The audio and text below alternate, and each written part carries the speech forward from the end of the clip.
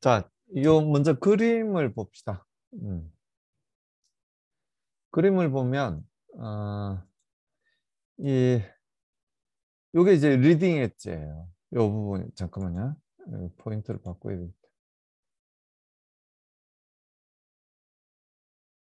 요게 낫죠? 이게 리딩 엣지입니다. 그리고 이제 이 평판이 계속 뭐 여기 이 그림에서 보이는 한도에서는 아직 끝나지 않았죠. 평판이 계속 뒤로 이어져 있는 그런 평판이고요. 이 리딩 엣지에서 드디어 유체가 고체를 만나게 되는 거예요. 고체를 만나서 이 유동 형상의 이 벨라스티 프로파일이 변하게 되는 그런 순간이 바로 이 리딩 엣지에서 일어나게 됩니다. 이 유체는 점성을 갖고 있기 때문에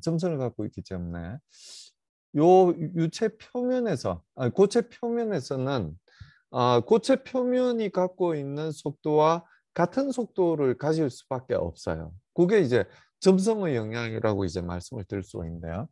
이렇게 고체 표면에서는 속도가 0이 됩니다. 그리고 이 파필드에서는 고체에서 아주 멀리 떨어져 있는 부분에서는 이 캐피탈 U라는 속도를 우리가 상식적으로 생각을 해봐도 이 캐피탈 U라는 속도를 계속 갖고 있겠죠. 계속 갖고 있게 됩니다. 그럼 이제 속도가 0에서부터 캐피탈 U까지 이렇게 변화하는 구간이 생길 수밖에 없게 되는데요. 그 구간을 요 영역을 우리가 뭐라고 이야기를 하냐면은 바로 경계층이다. 이렇게 이야기를 하는 거죠. 그래서 요 내부는 이 경계층 내부는 요 속도가 변하는 부분은 점성 영역 그리고 변하지 않는 그 바깥쪽 영역은 비점성 영역이다. 이렇게 이야기를 한다고 했었습니다. 근데 만약에 이 고체를 만나지 않았다면 이렇게 캐피탈 U라는 콘스탄트한 벨라스티 프로파일을 계속 유지하고 있겠죠. 계속 유지하고 있을 겁니다. 근데 이 고체를 만났기 때문에 이 플랫 플레이트를 만났기 때문에 이런 속도의 결손이 생기게 됩니다. 요만큼 제가 이 포인트로 표시하는 요만큼의 속도가 결손이 생기게 된다는 이야기예요. 원래는 전부 캐피탈 U로 일정한 속도를 갖고 있었을 건데 요만큼 요만큼의 속도가 유량이 없어지게 된다는 이야기예요. 사실은 없어진 게 아니라 위로 이동을 해서 간 거죠. 위로 이제 가버린 겁니다. 그러니까 지금 요만큼을 차지하고 있던 유체가 요만큼을 차지하고 있는 거예요. 요 위에 있는 유체는 그러니까 여기 H라고 표시되어 있는 요 위쪽에 있는 유체는 여기 H 플러스 델타 에스테리카로 표시된 요 영역 위쪽에 그대로 있는 거예요. 그대로 캐피탈 U라는 벨라시티를 가지면서 그대로 있는 거예요. 그러면 요 이격이 얼마나 될 거냐 하는 이야기예요. 결국 요게 떨어진 그 거리가 우리가 뭐라고 이야기를 하냐면은 델타 에스테리카라고 이야기를 하는 거고요. 이 델타 에스테리카는 결국 뭐냐면 이 캐피탈 U라는 벨라시티를 콘스탄트한 벨라시티를 그대로 유지를 하고 있다면 그때 해당되는 이 유량, 요 유량 있죠. 요 유량이 이 결손된 유량하고 같은 유량일 때 요 두께를 우리는 델타 에스테리카, 즉 displacement thickness, 우리말로는 배제 두께라고 부른다는 이야기예요. 그러니까 캐피탈 U라는 벨라시티를 그대로 유지를 하고 있었으면 콘스탄트한 벨라시티 프로파일을 그대로 유지하고 있었으면 요게 쉬프트가 안 되겠죠. 요 위쪽에 있는 그 H 위쪽에 있는 유체들을 생각하면 쉬프트가 안 되겠죠. 근데 이 경계층 때문에 이 벽면에서의 그 속도가 0이 되는 바람에 그리고 이 점성에 의해서 속도 결손이 생기는 바람에 이 위쪽에 H보다 위에 있는 유체 덩어리들은 위로 시프트가 생기게 된다는 이야기예요. 그 시프트 되는 두께가 얼마냐면 바로 델타 에스테리카라는 이야기입니다. 여러분들이 정확히 이해를 하셨으면 좋겠어요. 이 배제 두께라는 게 뭐냐면 뭔지에 대해서. 그래서 우리가 이 델타 에스테리카를 이제 어떻게 구할지는 뭐 굉장히 간단하죠. 요 속도 결손량을 구해서 요게 U 플러스 델타 에스테리카를 곱한 값하고 같아지면은 그게 바로 displacement thickness, 즉 배제 두께가 될 거란 이야기입니다. 그렇죠. 당연히 그렇게 될 겁니다. 그걸 이제 구하기 위해서 이런 과정들을, 이런 수식들을 이제 적어 놓은 거예요. 요 좌변에 적혀 있는 게 뭐냐면 요 리딩 엣지에서 유량을 구한 거예요. 질량 유량, 덴시티가 곱해져 있으니까 질량 유량을 구한 거죠. 질량 유량을 구한 거예요. 그게 뭐하고 똑같으냐면은 얘랑 지금 똑같은 거예요. 여기 어떤 x가 되든지 간에 요 유선을 따라서 스트림라인이라고 이야기를 했잖아요. 스트림라인의 특징이 뭐예요? 스트림라인이 어떤 선을 쭉 이은 게 스트림라인인가요? 스트림라인이란 건 벨라스티의 탄젠시알한 방향으로 쭉 이은 게 스트림라인이에요. 그게 무슨 이야기냐면은 스트림라인에서는 노멀한 방향의 속도 성분이 있다 없다? 없다는 이야기. 노멀한 방향의 속도 성분이 있고 없고는 차이가 있죠. 노멀한 방향의 속도 성분이 있다면 그 라인, 스트림 라인일 땐 당연히 노멀한 방향의 속도 성분이 없는 건데 그 라인을 뚫고 유체가 빠져나가거나 들어올 수 있다는 이야기예요. 노멀한 방향의 속도 성분이 있으니까. 근데 노멀한 방향의 속도 성분이 없이 탄젠시알한 방향의 속도 성분만 있다는 이야기는 뭐냐면 그 라인을 뚫고 들어오거나 뚫고 나갈 수가 없다는 이야기예요. 여기서 스트림라인이라고 이야기를 한 순간 어떤 이야기냐면은 이 속도하고 속도의 탄젠시알한 방향으로 쭉 이은 라인이라는 걸 의미하는 거고요. 요 라인을 뚫고 유체가 밖으로 튀어나갈 수가, 그리고 밖에서 안으로 들어올 수가 없다는 이야기예요. 요 위에 있는 유체 덩어리는 요 선을 따라서만 움직인다는 이야기. 그러니까 요 벽하고 요 선 사이에 있던 유체들은 요 벽하고 요 선 사이에서만 계속 있을 수밖에 없다는 이야기. 그 유체가 뚫고 나가거나 다른 유체가 스트림라인을 뚫고 들어올 수가 없다는 이야기입니다. 왜? 스트림라인이니까. 스트림라인이 원래 어떻게 디파인이 된 거냐면은 속도의 탄젠셜한 방향으로 쭉 이었다는 게 원래 유선을 구하는 방법이고, 그렇기 때문에 우리는 이 뚫고 들어올 수 없다는 걸, 혹은 뚫고 나갈 수 없다는 걸 확실하게 알고 있다는 이야기예요. 그래서 이 유량하고 리딩 엣지에서의 유량과 어떤 임의의 x에서의 유량이 같아져야 되는 거예요. 이렇게 질량 유량이 같아져야 돼요. 여기서 델타는 우리가 어떻게 이야기를 할 수 있냐면은 h 플러스 델타 에스테리카로 우리가 디파인을 할 수 있다는 이야기예요. 그렇죠. 이만큼 시프트가 생겼으니까 여기 이제 그러니까 요 위에 있는 유체들을 생각해 보세요. 요 위에 이 H보다 위에 있는 유체들은 전부 캐피탈 U라는 콘스탄트한 벨라시티 프로파일을 그대로 갖고 있어요. 여기도 마찬가지예요. 이 델타, 즉 H 플러스 델타 에스테리카 위에 있는 유체들은 전부 캐피탈 U라는 콘스탄트한 벨라시티를 그대로 다 갖고 있어요. 그리고 요 아래쪽에 있는 유체 덩어리들은 그대로 요 아래쪽에 있어요. 그러니까 얘들이 전부 어떻게 된 거냐면은 뭐 평판이 없었으면 요렇게 그냥 흘러갔겠죠. 요렇게 흘러갔을 건데 얘가 요만큼 시프트가 생겼다는 이야기입니다. 그 시프트 생긴 요 두께가 뭐냐면은 뭐다? 델타 에스테리카 배제 두께라는 이야기입니다.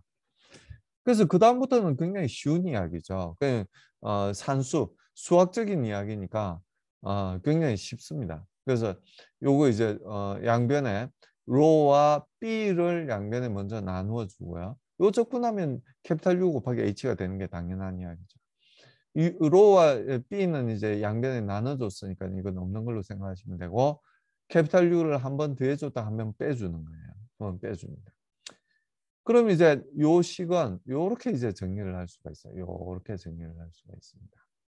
그러니까 제로부터 델타까지 캐피탈 U를 인테그랄 하고 그리고 나머지 U 마이너스 캐피탈 U를 인테그럴 해준다는 이야기입니다. 이 캐피탈 U는 이 Y에 따라서 변하는 값이 아니에요. 이 Y에 따라서 변하는 값이 아닙니다. 근데 U 마이너스 캐피탈 U는 Y에 따라서 변하는 값이죠. 뭐 정확히 이야기하면 캐피탈 U가 변하는 게 아니라 U가 변하는 값이죠. 0에서부터 캐피탈 U까지 변하는 값이에요. 0에서부터 캐피탈 U까지 변하기 때문에 이 괄호 안에 있는 값은 반드시 마이너스입니다. 그래서 마이너스 U를 빼주면 이 인테그럴 Q 앞으로 빼주게 되면 얘는 1이 될 거고요. 얘는 마이너스 캐피탈 U분의 U가 될 거예요. 그러니까 요 두 번째 항이 이렇게 변화가 될 겁니다. 그리고 캐피탈 U를 0에서부터 델타까지 적분한 값은 당연하게도 캐피탈 U는 Y에 대해서 변하는 값이 아니니까요. 그냥 0에서부터 델타가 어느 정도 그린지만 이렇게 표시를 해주면 되죠. H 플러스 델타 에스테리카예요. 델타가. 그래서 U 곱하기 H가 이렇게 이제 서술이 된다는 이야기고요. 양변에 U 곱하기 H를 빼줄 수가 있어요. 그럼 요항이 없어지고 요항이 없어져서 델타 에스테리카를 어떻게 구할지를 우리가 구할 수가 있게 됩니다. 그래서 델타 에스테리카는 0에서부터 델타까지 이렇게 하면 이제 구할 수가 있게 됩니다. 뭐 아주 간단하죠. 이건 우리가 수학적으로 구한 델타 에스테리카예요. 수학적인 데피니션을 가지고 수학적으로 그냥 쉽게 그 식만 전개를 하면 요 값을 얻을 수 있어요. 근데 그 이전에 우리는 물리적으로 이해를 할 수 있습니다. 뭐라고 이야기를 할 수 있냐면은 캐피탈 U 곱하기 델타 에스테리카를 한 놈은 요만큼은 유량이죠. 요 유량은 그러니까 U 곱하기 델타 에스테리카예요. 그 유량은 어떤 값이냐면은 결손된 유량이라는 얘기예요. 요만큼을 구하려면 어떻게 U 캐피탈 U에서 U를 빼줘야 되겠죠. 그럼 요 길악지가 나올 거예요. 길이가 나올 겁니다. 걔들을 전부 적분해 주면 되죠. 이렇게 1 마이너스 캐피탈 U분의 U를 0에서부터 델타까지 적분을 해주면 델타 스퀘어를 구할 수 있다는 이야기예요. 이해하시겠어요? 그러면 요 식에서 이제 이 U가 0에서부터 캐피탈 U까지 변할 동안에 어떻게 변하는지만 알면 Y와 U 사이의 펑션을 알게 되면 어떤 펑션인지를 알게 되면 적분해 주면 그냥 델타 에스테리카를 구할 수 있다는 이야기예요. 적분을 해주면. 근데 그게 뭔지 아직은 모르죠. 칼만이 했던 일이 뭐냐면 칼만이 했던 일, 폰 칼만이에요. 아마 이름으로 봐서 독일 사람일 거고 물론 2차 세계대전 때 직전에 미국으로 망명을 했던 사람이겠죠. 아니면 그 전에 왔을 수도 있고요. 미국. 왜냐하면 미국에서 교수 생활을 했으니까요. 이 폰 칼만이 청유경계청에서의 벨라스티를 이렇게 2차 함수로 어프락시메이션을 했어요. 2차 함수로 어프락시메이션을 했습니다. 그러면 여기서 우리가 유일하게 모르는 게 뭐였냐면은 U였어요. U와 Y 사이에 어떤 펑션 관계를 갖고 있는지를 모르고 있을 뿐이에요. 그걸 이제 이렇게 가정을 하게 되면 즉 캐피탈 U분의 U를 이 괄호 안에 있는 값으로 대체를 하게 되면 적분을 할 수 있다는 이야기예요. 적분을. 그 적분을 교수님, 하면은 궁금한 게 하나 있는데요. 그러면 실제 속도의 프로파일은 어떻게 구하나요? 그건 뒤에 이야기할 거예요. 뒤에 이야기할 겁니다. 네. 아주 좋은 질문이었어요. 실제 이제 구하면은 그러니까 우리가 이 참값을 어떻게 아냐면은 그러니까 x분의 x 델타 에스테리카가 루트 레이놀즈 나무 뭐 1.83인데 참값은 얼마냐면은 똑같은 형태고 이 1.83 대신에 1.721이 나오면 되는 거거든요. 그럼 우리가 어떻게 참값을 알겠어요? 그죠? 이 참값이 바로 이 정확한 프로파일로부터 u와 y 사이의 정확한 펑션으로부터 우리가 1.721이라는 값을 구할 수가 있게 되는 겁니다.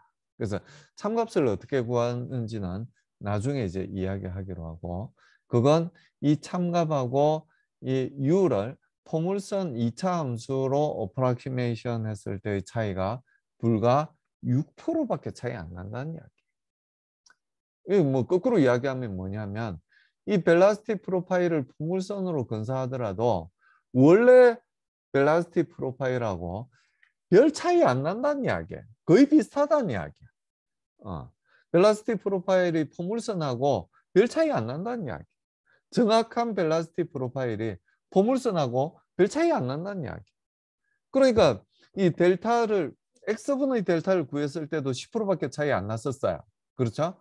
역시 x분의 델타 에스테리카를 이건 x분의 델타가 루트 레이놀즈 넘버분의 5라는 걸 구했기 때문에 이 델타 에스테리카, 그러니까 델타 x분의 델타가 레이놀즈 넘버에 대한 펑션으로 이제 표현한 걸 우리가 알고 있기 때문에 x분의 델타 에스테리카도 어떤 건지 이제 알 수가 있는 거죠.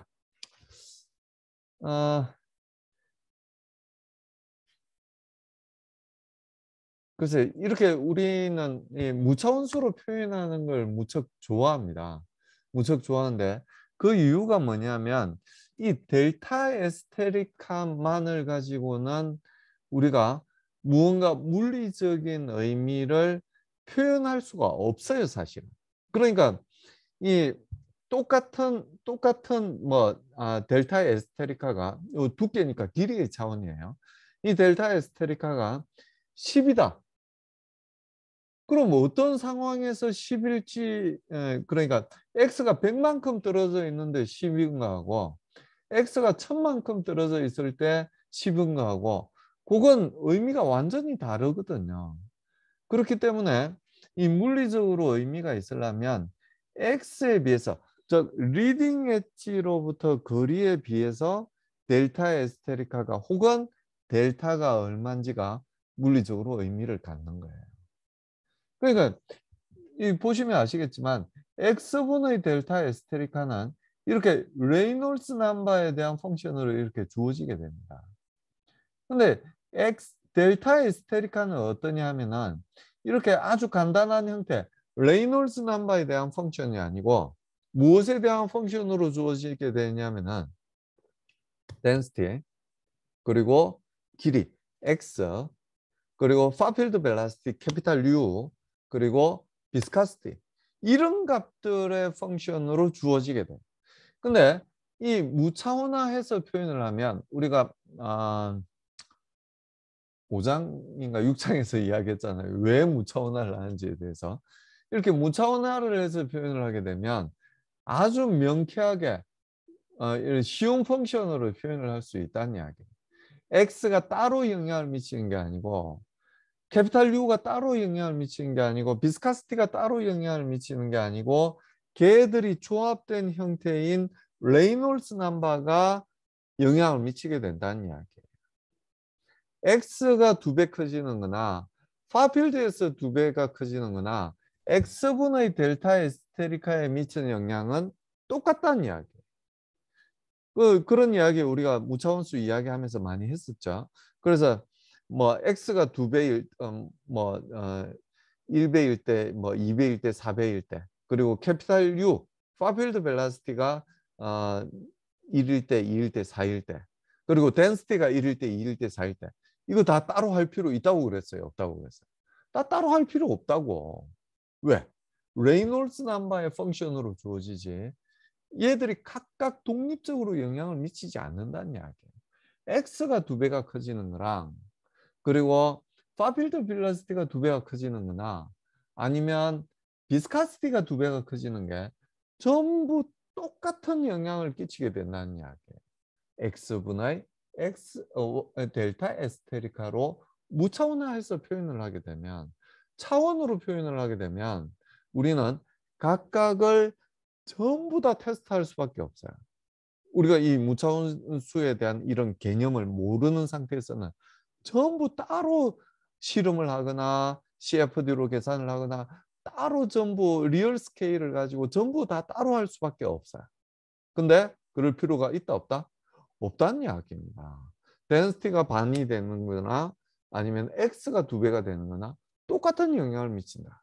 덴시티가 2배가 되는 거나 아니면 파필드 벨라시티가 2분의 1이 되는 거나 똑같은 영향을 미친다는 이야기예요. 그러니까 우리가 왜 그 차원 이치, 차원을 가진 해석을 하겠어요? 그럴 필요가 없죠. 혹시 시간과 돈이 굉장히 많은 사람이면 그리고 공학적으로 중요하지 않아서 취미생활로 하는 것 같으면 리얼 스케일로 그냥 따로따로 다 하는 것도 괜찮을 것 같아요. 하지만 우리는 제가 항상 말씀드렸듯이 공학자입니다. 최소의 비용으로 최대의 효과를 얻어야 되는 공학자입니다. 그럴 필요가 없는 건 그렇게 하지 말아야 되는 거예요. 그렇게 하면 한마디로 말해서 잘못하고 있는 거예요. 그래서 이 식을 보면 우리가 뭘 알 수가 있냐면은 레이놀스 넘버가 엄청 커지면 X분의 델타 에스테리카가 엄청 작아지는구나 하는 걸 알 수가 있습니다. 자, 다시 여기로 되돌아가 볼게요. 요 그림이죠. 레이놀스 넘버가 커진다는 이야기가 요 화면상에서 요 그림상에서 어떤 의미를 갖는지 아시겠어요? 레이놀스 넘버가 커지는 건 어떤 상황에서 레이놀스 넘버가 커지는 거예요? 하류로 가면 갈수록 레이놀스 넘버가 커지는 겁니다. 자, 이 스트림라인이 갖고 있는 요 기울기를 생각해 보세요. 이건 아주 과장되게 그렸기 때문에 여기 이제 기울기를 마치 갖고 있는 것처럼 이렇게 보여요. 델타 에스테리카가 x가 요만큼 왔는데 델타 에스테리카가 이렇게 클 리가 없죠. 그래서 요 각도를 우리가 생각을 해보면 요 각도를 그러니까 요 각도가 되겠죠. 요 각도, 요 각도, 요 각도, 요 각도를 우리가 생각해 보면 레이놀스 넘버가 커지면 커질수록 요 각도가 커지겠어요, 작아지겠어요? 요 각도가, 요 각도, 요 각도가 작아지겠죠. 하류로 가면 갈수록 점점 더 x분의 델타는 작아질 거라는 이야기. 그 각도, 그 탄젠트 세타가 의미하는 게 x분의 델타 에스테리카라는 거 혹시 아시겠어요? x분의 델타 에스테리카가 계속 0으로 갈 거라는 이야기. 레이놀즈 넘버가 커지면 커질수록 탄젠트 x분의 델타 에스테리카가 물론 0으로 갈 거라는 얘기예요. x분의 델타 에스테리카가 0으로 가면 탄젠트 x분의 델타 에스테리카도 0으로 가는 거예요. 탄젠트 x분의 델타 에스테리카가 나타나는 게 뭐예요? 거꾸로. 탄젠트 세타는 x분의 델타 에스테리카죠. 그러니까 탄젠트 x분의 델타 에스테리카가 아니고. 그러니까 x분의 델타 에스테리카가 0으로 간다는 의미는 탄젠트 세타가 0으로 간다는 의미고 탄젠트 세타가 0으로 간다는 이야기는 세타가 0으로 간다는 이야기. 세타가 0으로 가는 게 무슨 의미인지 아시겠어요? 요 캐피탈 U가 그러니까 요 스트림라인의 기울기가 요 기울기가 0이라는 얘기예요. 0으로 가까이 간다는 이야기. 요 스트림라인의 기울기가 0이라는 이야기는 무슨 이야기인지 혹시 아세요? y 방향의 속도 성분 v가 0이라는 이야기. 여기 적어놨죠.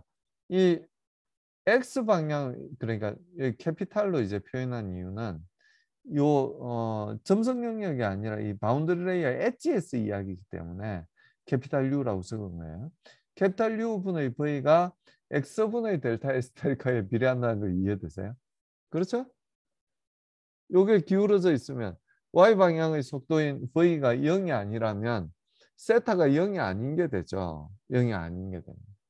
근데 이 레이놀즈 넘버가 무척 커지게 되면 그 세타가 0이 된다는 걸 우리가 물리적으로도 이해를 할 수 있고 수학적으로도 분명히 이해를 할 수가 있어요. 그렇기 때문에 이 V는 0으로 갈 수밖에 없다는 이야기예요. 그러니까 이 바운드리 레이어 엣지에서는 어떤 경우에 바운드리 레이어 엣지냐면은 레이놀즈 넘버가 충분히 클 때, 이 값이 충분히 크다면 x분의 델타는 충분히 작아지게 될 거고 0에 굉장히 가까워지게 될 거고 요 x가 충분히 크다는 이야기예요. 레이놀즈 넘버 x가 크다는 이야기, 레이놀즈 넘버 크다는 이야기는 x가 커지는 방법밖에 없어요. 캐피탈 U도 지금 고정이 돼 있고 어떤 유체가 냐에 따라서 로도 고정돼 있고 뮤도 고정돼 있어요. 그러니까 변할 수 있는 유일한 변수가 뭐냐면 x밖에 없어요. 레이놀즈 넘버가 크다는 이야기는 x가 크다는 이야기예요. 그래서 x가 이제 커지면 커질수록 점점 하류로 가면 갈수록 레이놀즈 넘버도 커지는 거고요. 그 상황에서는 어떤 일이 생기냐면은 이 바운드리 엣지에서의 벨라시티가 패러를 할 거란 이야기예요. 이 고체 표면과 거의 평행으로 이렇게 유동이 형성될 거란 이야기입니다. 요 상황은 평행으로 형성된 게 아니에요, 사실은. 스트림라인이 요 각도를 이루고 있다는 이야기는 여기서의 벨라시티가 요렇게 요거하고 탄젠셜하게 요렇게 벨라시티 U가 이어져 있다는 걸 의미하는 겁니다. 요건 굉장히 과장해서 그린 그림이에요.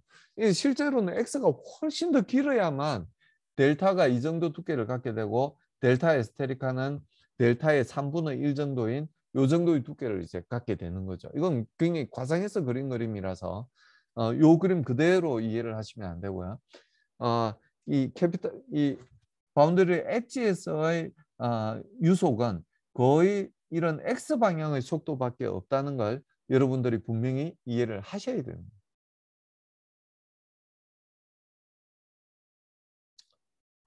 자, 예제를 한번 봅시다. 자, 로우 스피드라고 이야기를 했어요. 그리고 스몰 스케일이라고 이야기를 했고 에어, A가 사실은 에어고요.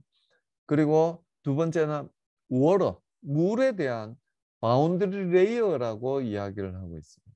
이 물 또는 공기 또는 물의 바운드리 레이어가 진짜로 얇으냐를 묻고 있어요. 어떤 경우에 로우 스피드고 스몰 스케일인 경우에 진짜로 얇은지를 한번 체크해 봐라는 문제입니다. 어떤 유동이냐면은 캐피탈 U가 0.3m/s이에요. 천천히 흘러가는 거죠. 0.3m 천천히 흘러갑니다. 요즘 봄날이 돼서 이제 아주 풍속이 센데요. 거의 10m/s 정도 되면 우리가 휘청거릴 정도로 이제 빠른 속도입니다. 태풍이 오면은 한 중심에서의 최대 풍속은 한 40m/s, 30m/s, 40m/s 정도로 엄청나게 빠르죠. 그에 비해서 0.3m/s는 엄청 느린 유동입니다. 엄청 느린 유동이에요. 그 유동이 past a flat plate. 플랫 플레이트 0.3m롱, 0.30cm짜리 한 요 정도 길이의 그런 플레이트를 지나가고 있다고 그런 유동이라고 이야기를 하고 있습니다. 그래서 바운더리 레이어 thickness를 한번 계산해 보라고 그랬고요. 어디 쓰냐면은 at the trailing edge, leading edge로부터 시작한 바운더리 레이어가 트레일링 엣지, 즉 끝부분에서는 공지 부분에서는 어느 정도 바운더리 레이어 thickness를 갖게 될지를 계산해 보라고 이야기를 하고 있어요. 배제 두께는 저절로 알게 되겠죠. 걔의 바운더리 레이어 thickness의 3분의 1이 델타 에스테리카가 될 거잖아요. 거의 3분의 1이. 자, 그래서 우리 교과서 어펜딕스 8.2, 브록 8.2를 보면 공기의 누 값은 1.5 곱하기 10의 마이너스 5승이에요. 그래서 트레일링 엣지에서의 레이놀즈 넘버를 구해보면 A니까 지금 공기에 대한 이야기죠.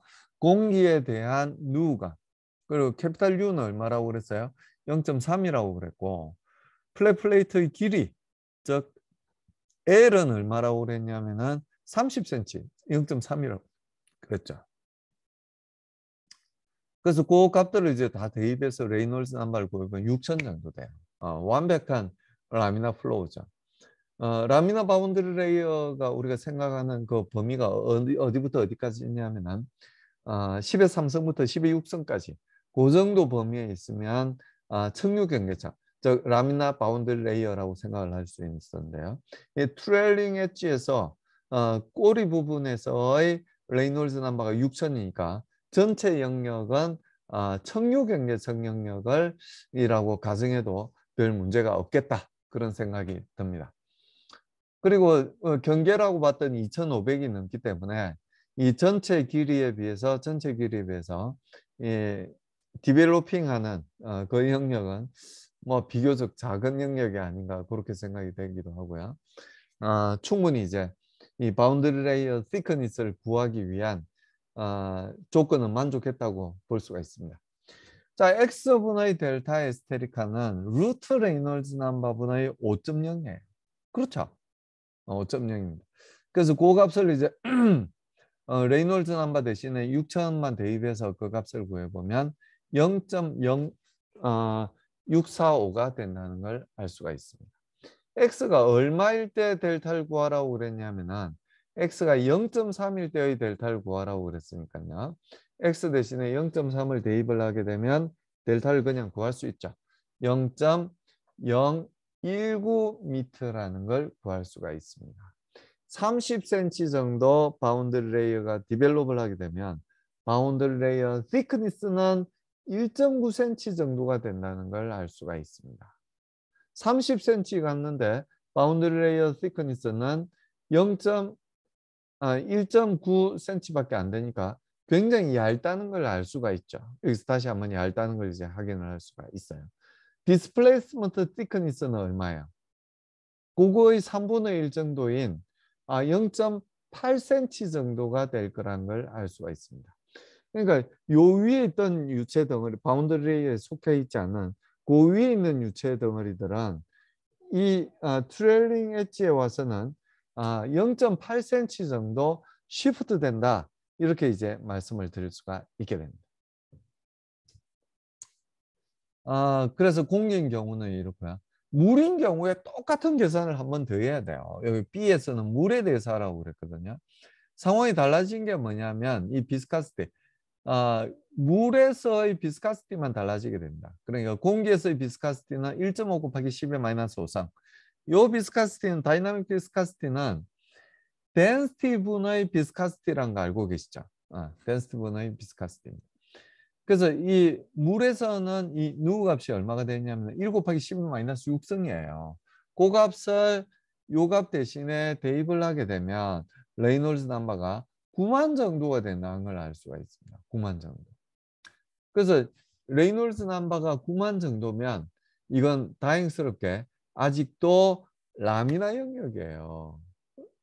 언제부터 난류경계층이라고 이야기를 했냐면은 10의 6성, 즉 10만 이상일 때 난류경계층이 된다고 이야기를 했으니까요. 8만 9천, 9만 정도면 간신히 청류경계층 영역에 든다고 이야기를 할 수가 있습니다. 혹시 어떤 경우에서는 난류로 넘어갔을 수도 있죠. 난류로 넘어갔을 수도 있지만 그냥 우리는 청류경계층이라고 생각하고 봅시다. 그럼 레이놀즈는 역시 여기 6천 대신에 이 9만을 대입을 하면 되겠죠. 9만을 대입하게 되면 x분의 델타가 0.0167이라는 걸 알 수가 있게 됩니다. 그래서 만약에 100 정도 가게 되면 1m 정도 가게 되면 1.6cm 정도의 바운드리 레이어 thickness를 갖게 된다는 걸 알 수가 있어요. 근데 여기는 1m가 가는 게 아니라 30cm가 끝이죠. 그래서 30cm 정도 하류로 진행을 하게 되면 델타는 어떤 값을 가지냐면은 5mm가 된다는 이야기예요. 5mm. 얘보다 훨씬 작고 여기는 지금 5mm가 아니라 19mm였잖아요. 19mm인데 물에서는 더 얇게 되는 거예요. 5mm밖에 안 된다는 이야기예요. 바운드리 레이어 thickness가 5mm밖에 되지 않는다. 이렇게 말씀드릴 수가 있습니다. 요게 이제 경계청에 대해서 설명드린 내용인데요.